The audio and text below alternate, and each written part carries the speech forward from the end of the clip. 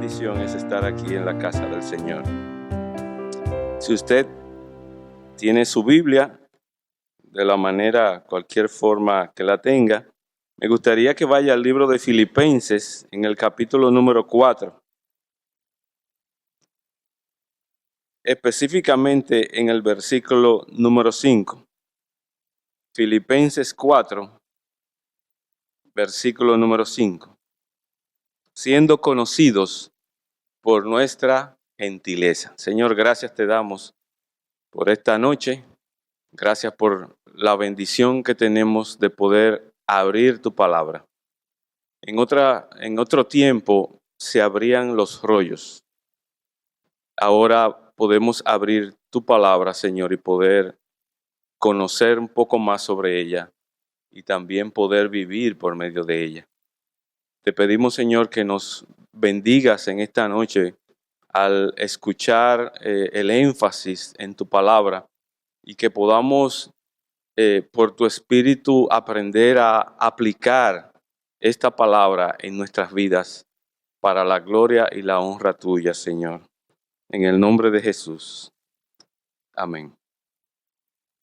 Nosotros como cristianos tenemos la responsabilidad de dar a conocer la palabra de Dios, ya sea de manera expresada por nuestros labios, pero al mismo tiempo por medio de la manera como vivimos. Es decir, nosotros tenemos que aprender a enseñar lo que creemos, pero también a vivir lo que creemos. La palabra nos enseña que nosotros somos cartas abiertas, dice Pablo a los hermanos de la iglesia de Corinto. De manera tal que no solamente debe ser un énfasis en enseñar, sino también en vivir lo que expresa la palabra de Dios. Si usted va conmigo a ese pasaje de Segunda de Corintios capítulo 3, versículo número 2, Segunda de Corintios 3, 2, dice: nuestras cartas sois vosotros, dice Pablo con relación a los hermanos de la iglesia de Corintios. Nuestras cartas sois vosotros, escritas en nuestros corazones, conocidas y leídas por todos los hombres. Ahí hay una gran responsabilidad. Pablo está diciendo que nosotros somos cartas y que representan o dan evidencia de Pablo, del trabajo que Pablo hizo con los hermanos de la iglesia de Corintios. Enseñando en días pasados, habíamos dicho que Pablo estuvo en la iglesia de Corintios aproximadamente 1 año y medio, enseñando la palabra de Dios y haciendo discípulos. Y qué bendición es nosotros poder entender que el asunto no es solamente enseñar la palabra, sino también vivirla. Nuestro ejemplo, los frutos que damos en nuestra vida muestran y enseñan a quién realmente estamos siguiendo, ¿verdad que sí? Esa es la realidad. Nos bautizamos y comenzamos a aprender de Dios y sabemos que empezamos una carrera tenaz por cambiar, por ser transformados, por dejar al viejo hombre lleno de vicios y pecados de una manera u otra. Y cuando éramos del mundo, sabemos que nosotros vivíamos y actuábamos según lo que habíamos aprendido del mundo y de nuestra propia naturaleza pecaminosa. Siendo cristianos ahora, ya no debemos seguir actuando y viviendo en la manera como antes vivíamos, sino que debemos ir siendo transformados de acuerdo a la voluntad de Dios, según el libro de Efesios, capítulo 4, versículo 22 al 24. ¿De qué manera es? Despojándonos del viejo hombre, ¿verdad? De todo aquello que es un lastre, que es malicioso en nuestras vidas. Nos despojamos del viejo hombre, somos renovados en nuestra mente por la palabra de Dios y luego dice el texto que nos vestimos del nuevo hombre según Dios en la justicia y santidad de la verdad. Dentro de nuestras muchas fallas que arrastramos de nuestra pasada manera de vivir y del mundo en que vivíamos, tiene que ver con lo relacionado con nuestro carácter. La manera como antes nos conocían y la manera como reaccionábamos ante ciertas circunstancias en la vida, como también el uso que le dábamos a la lengua, la manera como hablábamos a las personas en las en los momentos como le hablábamos, y de esta manera nosotros vivíamos en griterías, hablando toscamente o bruscamente, dirigiéndonos a las personas con falta de amabilidad y no mediante la manera de obrar del Espíritu Santo. Y lo que nosotros queremos enfatizar en esta noche es que nosotros necesitamos obrar conforme a lo que Dios manda, y en este caso nosotros debemos distinguirnos porque nuestra gentileza sea conocida de cada hombre. La palabra gentileza que se expresa aquí o que se menciona aquí en este texto, hay muchos autores que dicen mucho para hablar de ella y hay otros que sencillamente con una sola palabra la identifican. La mayoría de ellos dicen que es una mezcla de la bondad más la mansedumbre y está muy relacionada con la característica que manifestó o el carácter que manifestó nuestro Señor Jesucristo aquí en la tierra. Hay un autor al cual yo tuve acceso que lo declara de la siguiente manera. Dice él que es como la amabilidad, es como la bondad. En Santiago 3:17 dice el texto que está relacionada con la sabiduría que viene de lo alto. En Gálatas capítulo 5, versículo 22 está relacionada con el fruto del Espíritu. En 2 de Corintios 10 del 1, 2 de Corintios 10:1 lo relaciona con la mansedumbre y la ternura de nuestro Señor y Salvador Jesucristo. Y se refiere a ese carácter que Cristo exhibió mientras estuvo en la tierra. En 1 de Timoteo, capítulo 3, versículo 3, se dice que los pastores deben tener esta cualidad, la cualidad de la amabilidad. Pero ¿de dónde son escogidos los pastores? No son del medio, en el medio de la congregación, de manera tal que todos los hermanos de la iglesia, sean hombres o mujeres, de una manera u otra, debemos cultivar esta cualidad que es la cualidad de la gentileza. En 2 de Corintios 10, versículo 1, se utiliza como un sustantivo y se refiere a toda aquella bondad que viene producto de un corazón que está dominado por el Espíritu Santo. Hay un autor llamado Lightfoot que dice que la gentileza o la amabilidad o la bondad junto con la mansedumbre es todo lo contrario a un espíritu de disensión. Y sabemos que un espíritu de disensión es aquel donde no hay acuerdo, donde la persona tiene dificultades para tener acuerdos con otras personas porque siempre anda buscando su propio interés. Para nosotros poder estudiar esta palabra sobre la gentileza, nosotros teníamos que entender que lo primero que tenemos que considerar es que una persona gentil es aquella que en principio está siendo controlada por el regocijo. Filipenses 4, versículo 4, ¿qué dice? Regocijaos en el Señor siempre. Miren, no sabemos por qué el Espíritu Santo deja esta enseñanza para el último capítulo de la carta a los filipenses, siendo algo tan importante. Pero si usted se da cuenta, desde el capítulo 4, versículo 1, Pablo está enfatizando a los hermanos, en principio, de que nosotros debemos vivir de una manera gozosa. Dice, así que, hermanos míos, amados y deseados, gozo y corona mía, estad así firmes en el Señor, amados. Gozosos es lo que dice ahí. Debemos cultivar el gozo y debemos entender que así como a veces nuestras esposas echan mucha agua en la casa porque quieren limpiar y asear y a veces se le va la mano a los hijos cuando están ayudando. En la carta de los filipenses parece que se ha echado mucha agua en el sentido de que se ha echado mucho, se ha enfatizado mucho con la palabra gozo. Ok, de hecho la palabra gozo es como la palabra clave como que va marcando la transición y el tema general en la carta a los Filipenses. Luego él dice, aparte del gozo, él está diciendo que nosotros debemos aprender, los hermanos, a ponernos de acuerdo de una manera u otra. Versículo número 2.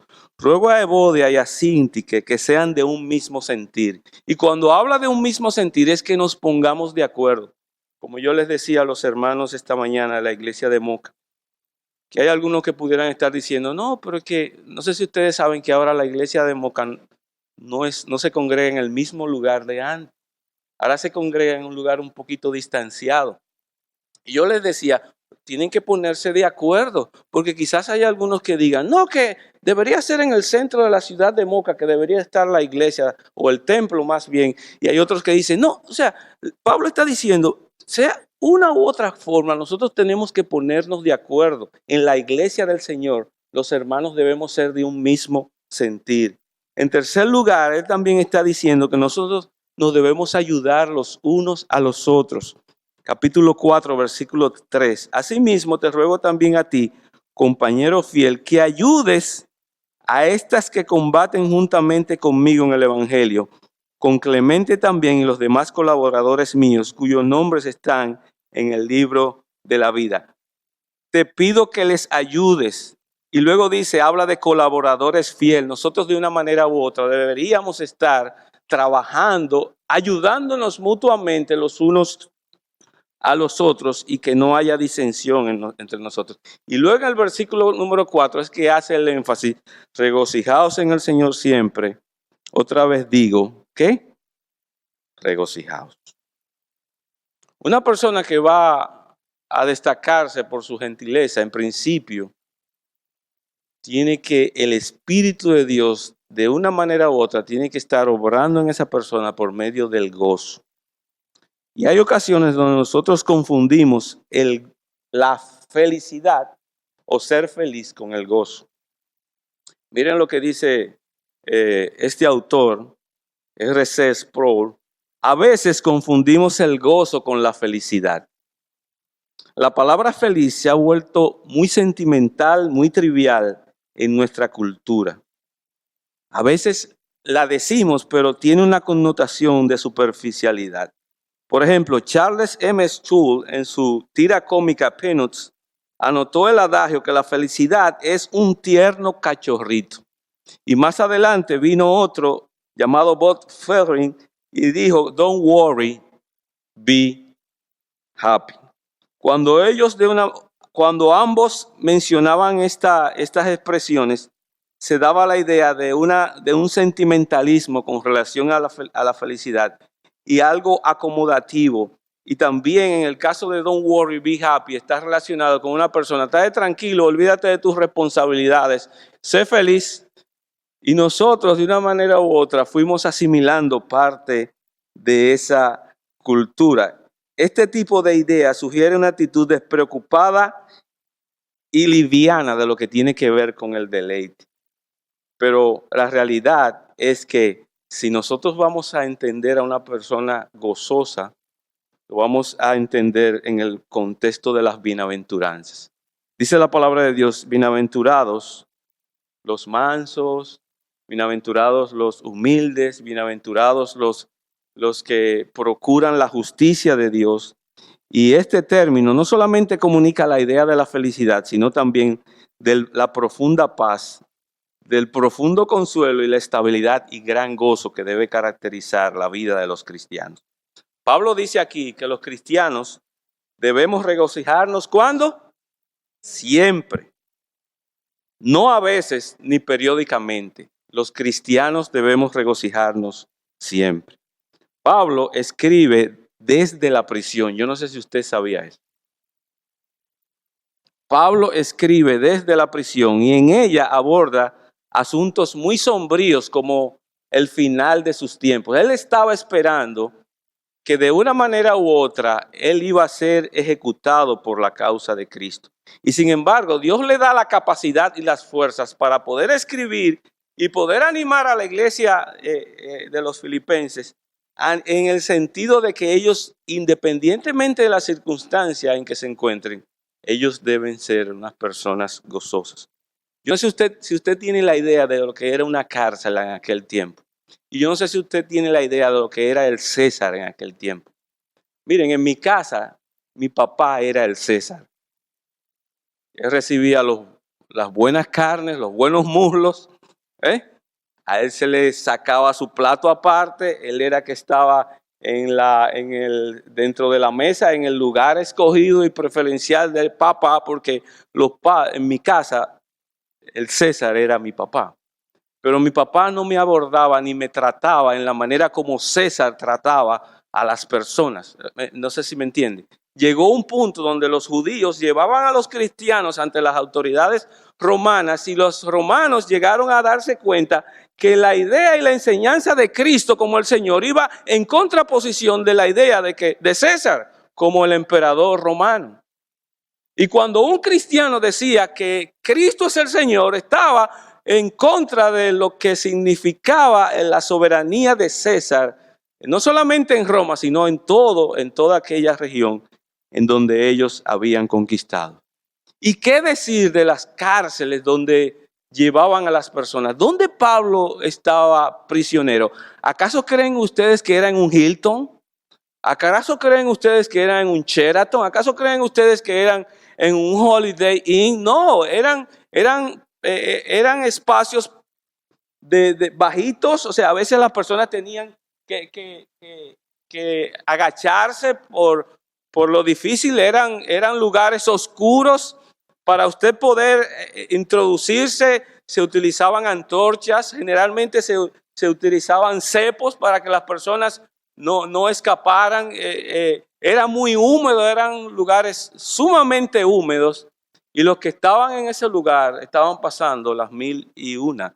No era algo fácil. Sin embargo, Pablo le está diciendo a los hermanos de la iglesia de los filipenses: hermanos, nuestro gozo debe ser manifestado independientemente de las circunstancias en las que usted se encuentre. No importa quién esté gobernando, si es el César, si es Danilo, si es quien sea, nuestro gozo, regocijémonos en el Señor siempre. Otra vez digo, regocijaos. ¿Cómo podemos mantener entonces el gozo todo el tiempo para que entonces esto sea como una ayuda para nosotros ser personas gentiles? La palabra está ahí en el texto. Dice, regocijaos ¿en quién? En el Señor. Para nosotros poder mantener el gozo en nuestra vida, nosotros tenemos que estar continuamente acudiendo a la fuente del gozo. ¿Que quién es? No es mi esposa es mi ayuda idónea, ella es el gozo mío, Dios me la dio, ella está a mi lado, ella es mi bendición, pero ella no es la fuente de mi gozo. Conversando con una hermana en la iglesia de Moca, ella dice que ella había pasado por tiempos de mucha angustia porque ella se había enterado de una situación de enfermedad que ella estaba padeciendo. Y esto la turbó. Los medicamentos que tenía que comprar, los diferentes chequeos médicos que se tenía que hacer y que le encontraban una cosa por aquí, le encontraban otra cosa por allí. Y ella de una manera u otra se fue angustiando tanto que perdió la esencia del gozo en la vida cristiana. Se despertaba de noche con mucha ansiedad. Hermanos, el enemigo del gozo es la ansiedad. El enemigo del gozo es la ansiedad y nosotros nos llenamos de ansiedad por temor a las cosas y a las circunstancias. Recuérdense que el Señor Jesucristo una y otra vez le dijo a sus discípulos, no temáis, no temáis, no temáis. Y en el Sermón del Monte, ¿verdad? En Mateo capítulo número 7, Él le dijo a sus discípulos, por nada estéis afanosos, sino sean conocidas, ¿verdad? Yo estoy ya asociándolo con otro texto, sino que nosotros debemos llevar nuestras peticiones delante de Dios para que no vivamos una vida ansiosa. En estos días mi hijo no estaba en la casa a las 3 de la mañana porque él había acordado con nosotros que iba a dormir en la casa de un amigo y a las 3 de la mañana yo me espanté porque tuve un sueño, cosas de padre, y me espanté. Y yo no pude dormir de ahí en adelante. Y me preocupé, o sea, porque no sé, o sea, no me pregunten por qué. Lo cierto es como padre, yo tuve un sueño y me espanté y no dormí la noche entera. Me llené de ansiedad y lo que hice lo correcto, oré. Amén. Hice lo correcto, estamos llenos. O sea, Dios nos hizo así, nos hizo seres emocionales. Ok. Y oré, hice lo correcto, pero aunque hice lo correcto, no dormí la noche. ¿Y qué dije? Bueno, Ariel, ok, se te fue el sueño y me levanté y me puse a estudiar. Y como a las 5 de la mañana mi esposa me encontró en el comedor, porque yo en ese momento estaba estudiando. Puse mi mente a hacer otra cosa diferente, porque yo dije, bueno, yo hice lo correcto, yo oré. Y aunque ahora yo estoy así, ¿verdad? Por la situación emocional, una de las cosas que a mí me calma es cuando yo me pongo y tomo la escritura y comienzo a estudiar. O sea, somos así, pero el enemigo del gozo es la ansiedad. Y nosotros nos llenamos de ansiedad porque tememos muchas cosas. La clave del gozo cristiano es acudir a su fuente, que es el Señor, y descansar en Él. Si Cristo está en mí y yo en Él, amén. En relación a todo esto, de una manera u otra, yo estoy haciendo lo correcto, yo estoy acudiendo. Y por eso más adelante, en el texto, en el versículo número 8, dice, por lo demás, hermanos, todo lo que es verdadero, quizás ustedes me pueden acompañar, todo lo que es verdadero, todo lo honesto, todo lo justo, todo lo puro, todo lo amable, todo lo que es de buen nombre, si hay virtud alguna, si algo digno de alabanza, en esto debemos pensar. Pero nosotros nos recreamos en la preocupación y entonces el gozo se nos va. Y a veces le hablamos mal a cualquier persona. En estos días, uno de mis hijos estaba muy malhumorado. Para que ustedes vean la conexión, estaba muy malhumorado, parecía que no estaba controlado por el gozo. Y de buena primera le dijo 2 o 3 cosas a su mamá que fácil la desplumó, como a veces los polleros despluman. Sí, es que hay una conexión increíble porque ambas cosas las produce el Espíritu de Dios para todos aquellos que tienen el Espíritu de Dios. Entonces, ¿qué debemos pensar? Debemos pensar en lo que es bueno, en lo que es verdadero, en lo que es honesto, en lo que es justo, en lo que es puro, en lo que es amable, en lo que es de buen nombre. Si hay virtud alguna, si hay algo digno de alabanza, en eso debemos pensar.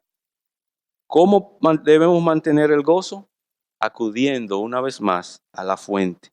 Si hay una relación íntima con el Señor por medio del Espíritu Santo que nos fue dado, entonces nosotros podemos ser personas gozosas continuamente. Cuando se trata del fruto del Espíritu, no es que algunos cristianos tengan el fruto de la fidelidad, mientras que otros tienen el amor, o que algunos tengan el fruto de la bondad y la amabilidad, mientras que otros tienen solamente la paz y el dominio propio. No, cada uno de nosotros tiene el fruto del Espíritu en sus diferentes manifestaciones. Amén. La vida cristiana no debe estar marcada por lo anticipado o por una actitud amarga. Amén. Todos tenemos malos días, pero la característica básica de una personalidad cristiana es el gozo. Los cristianos deberíamos ser las personas más gozosas del mundo porque tenemos mucho por qué gozarnos, por todo lo que el Señor Jesucristo hizo en la vida de cada uno de nosotros. De manera tal que la manera de tú recuperar el gozo es por medio de acudir a aquel que es la fuente del gozo. Habiendo entendido la importancia del gozo para la vida de una persona gentil, no gentil de raza, sino una persona que se caracteriza por la gentileza, me gustaría que ahora veamos algo que se ha escrito con relación a la gentileza y el cristiano. Si usted me permite, yo voy a abrir esto que tenemos aquí. Miren. Los cristianos, como yo decía, ya no debemos ser caracterizados por personas antipáticas, desagradables, de falta de amabilidad, peleonas, groseras, rudas y desagradables.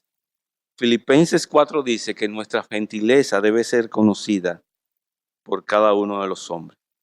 Y una de las cosas que debemos tomar en cuenta es el mal uso del que le damos a la lengua en este tema. El mal uso que le damos a la lengua. Santiago 3, del 6 al 7, ¿qué nos dice? Santiago 3, del 6 al 10, dice que nuestra lengua es un miembro que puede encender un bosque. Santiago 3, versículos del 6 al 10. La lengua, dice, es un fuego, un mundo de maldad. La lengua está puesta entre nuestros miembros y contamina todo el cuerpo e inflama la rueda de la creación. Y ella misma es inflamada por el infierno. Porque toda naturaleza es de bestias y de aves y de serpientes y de seres del mar. Se doma y ha sido domado por la naturaleza humana.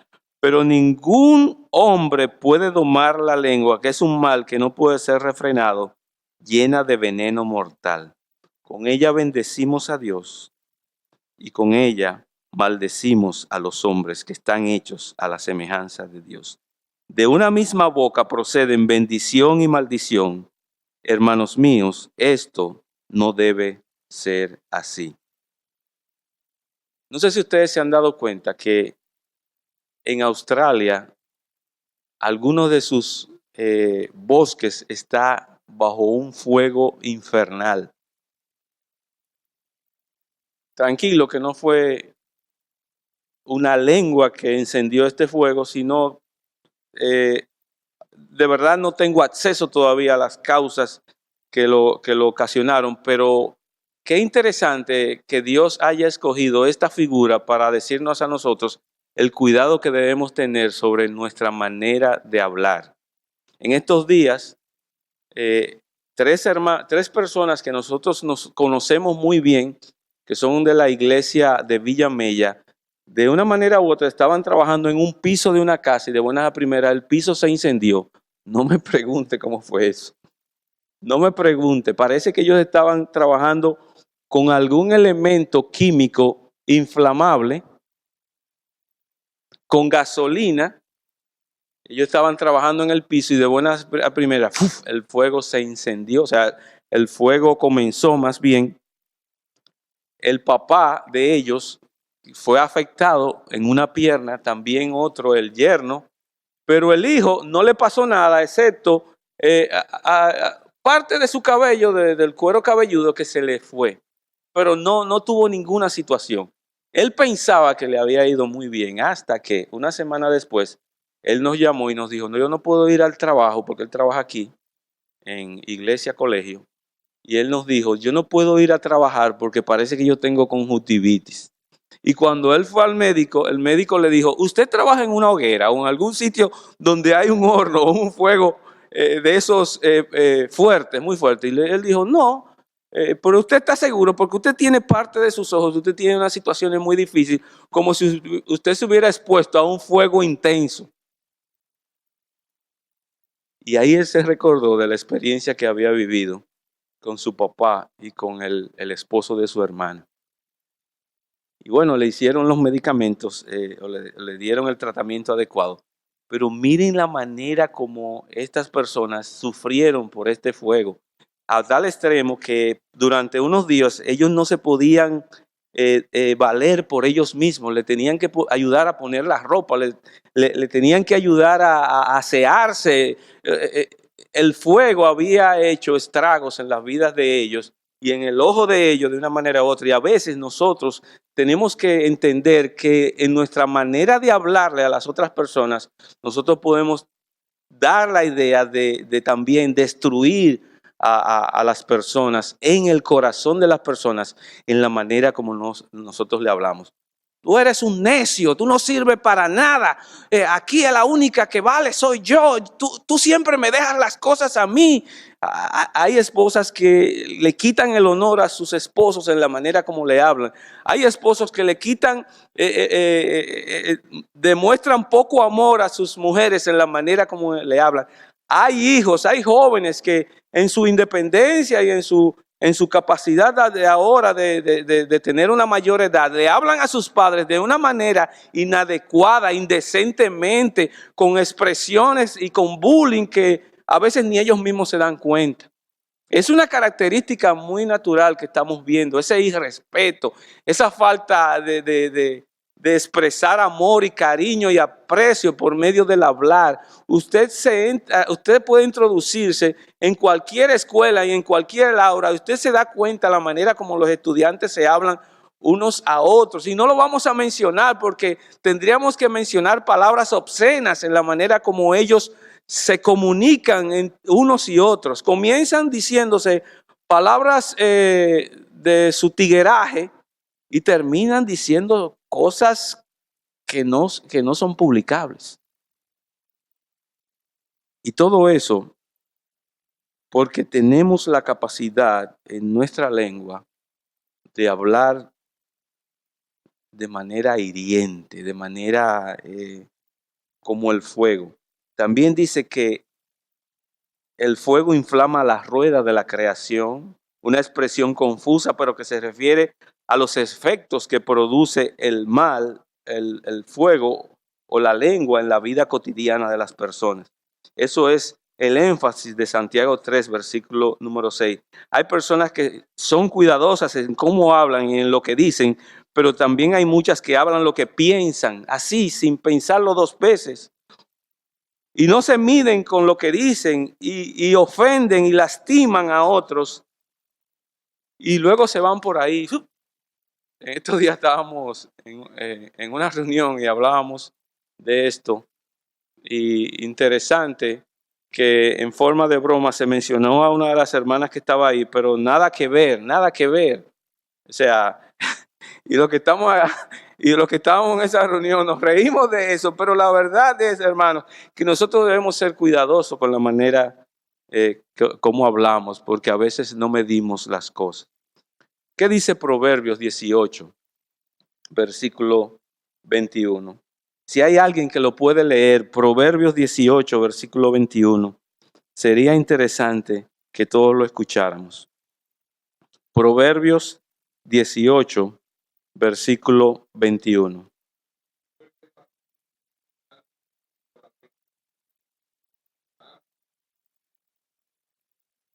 En nuestra capacidad de hablar tenemos la capacidad de nuestro hablar lleva a las personas a poderles darle vida o destruirlos. Es lo que dice el libro de Efesios capítulo 4. Ninguna palabra corrompida, palabra que destruye, salga de tu boca.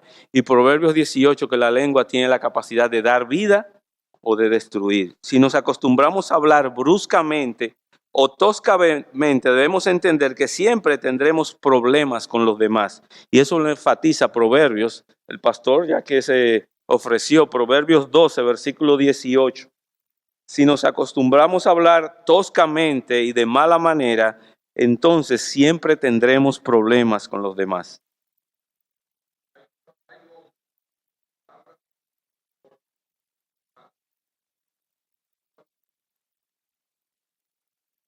Así es.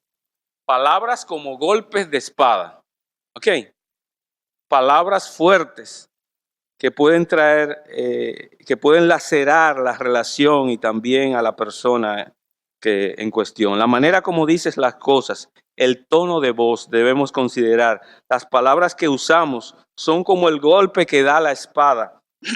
Hieren, lastiman y duelen. Y nosotros como cristianos debemos estar conscientes de eso. Hermanos, si no podemos negar que todos nosotros de una manera u otra hemos pecado,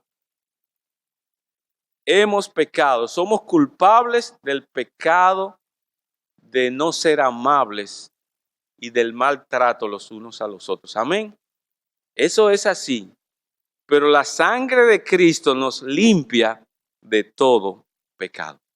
Por lo tanto, si confesamos nuestro pecado, Él es fiel y justo para perdonar nuestros pecados y para limpiarnos de toda maldad. En segundo lugar, yo quiero que veamos que es un mandamiento ser amable para con nuestro prójimo. No es una opción.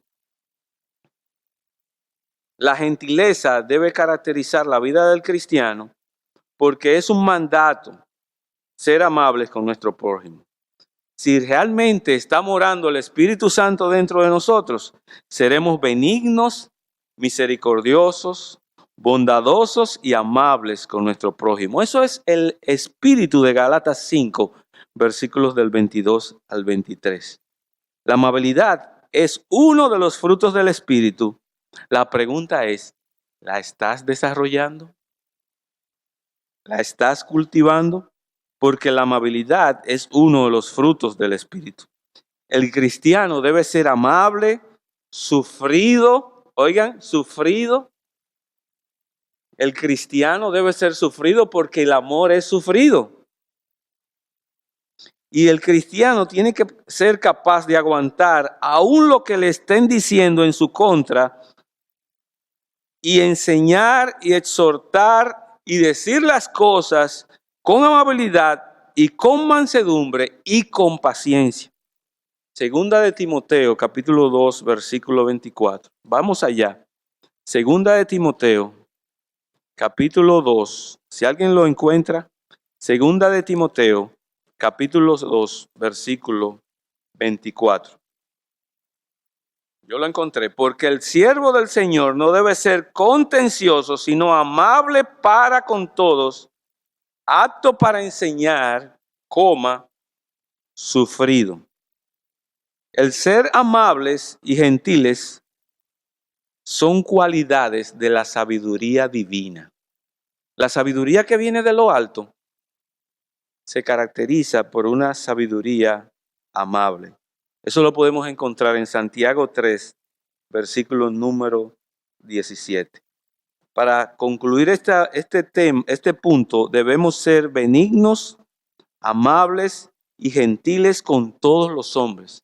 Vuestra gentileza sea conocida, ¿por quién? Por todos los hombres. Y en tercer lugar, quienes poseen o quienes desarrollan la amabilidad, quienes desarrollan la gentileza, muestran que poseen mansedumbre y especialmente amor. En el mundo aprendimos a ser pendencieros. Y la palabra pendenciero no es la idea de estar brechando o de estar mirando al vecino o a la vecina, sino una persona que es pleitona, una persona que no, como digo yo, a veces yo digo, los Novoa no le guardamos pleito a nadie, pero yo bromeando, aunque puede ser una característica que alguien identifique de mí. Y si es así, yo debo trabajar con eso con la ayuda del Espíritu Santo. La persona pendenciera es aquella que su manera de actuar y de hablar y hasta de mirar produce conflictos, riñas, pero los de entrañable misericordia son pacientes, benignos y amables, según Colosenses capítulo 3, versículo del 12 al 13. Yo digo estos textos despacio porque yo sé que hay algunos que están escribiendo. Colosenses 3, versículos del 12 al 13 dice, por lo tanto, como escogidos de Dios, vestidos de santos